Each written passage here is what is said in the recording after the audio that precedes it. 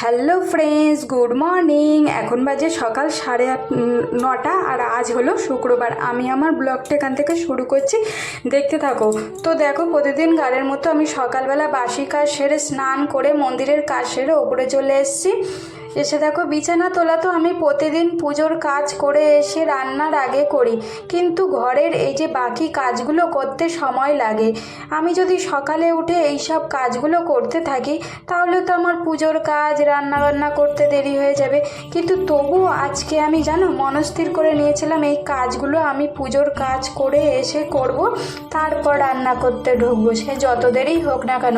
তো দেখো যথারীতি আমি ওই ঘরের বিছানা তুলে ওই ঘরের কিছু জিনিসের ধুলো পড়েছিল ঝাড়া পোছা করে নিয়ে এই ঘরে চলে এসেছি। এই ঘরের খাটটার ওপরেও দেখো ধুলো পড়েছিল, এটাকেও একটু পরিষ্কার করে ঝেড়ে নিলাম, নিয়ে বিছানাটাকেও একটু ঝাড় দিয়ে নিলাম, নিয়ে বিছানাটাকেও গুছিয়ে নিয়ে আলনাটাকেও গুছিয়ে নিয়েছি।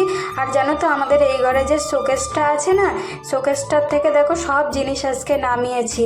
ওই শোকেসের ওই জায়গাটা এত ধুলো পড়েছিল, একটু ঝাড়া পোছা করে নেব, নিয়ে তারপরে যে কটা জিনিস লাগবে সেই জিনিসগুলোকে মুছে মুছে তারপরে রেখে দিচ্ছি। আর বাদ বাকি জিনিস সব বাতিল করছি। দেখ কেমন যেন একটা ঘিঞ্জি হয়ে গেছিলো বাতিল জিনিসগুলো ভরে গিয়ে। দেখো কত জিনিস গামলির ভিতরে এতটা, তারপরে দুই প্যাকেটের মধ্যে এক গাদা জিনিস রয়েছে, এগুলোকে সব বাতিল করব। তারপরে দেখো আজকে রান্নাঘরে এসেছি কটার সময় যেন, ঠিক 11:30 বাজে। রান্নাঘরে এসে দেখো দেখি কারেন্ট অফ। মনে করেছিলাম ডিমের ঝোল করব আলু দিয়ে, কিন্তু কি করব, কারেন্ট অফ হয়ে গেছে, মিক্সি তো চালাতে পারবো না, মশলা দিয়ে তো করতে হবে ডিমের ঝোল। ওই জন্য দেখো পটল ভাজা করছি, ডাল করছি পেঁয়াজ রসুন ফোড়ন দিয়ে, আলু পাঁপড় ভাজা করছি, আর ডিম সেদ্ধ, আর কুমড়ো ভাতে দিয়েছিলাম, কাঁচা লঙ্কা দিয়ে তেল দিয়ে মেখেছি। আর তারপরে দেখো এর মধ্যে মিঠু চলে এসছে কাজ করতে। মিঠু আজকে দেরি করে এসছে। তারপরে দেখো তোমাদের দাদার আমি ব্রেকফাস্ট সকালের খাবার খেয়েছি, তখন 12টা মতন বাজে। সকালের খাবার খেয়ে দেখো রান্নাঘরে চলে এসেছি, রান্নাঘরের কাজগুলো করে নিচ্ছি যেগুলো করে থাকি।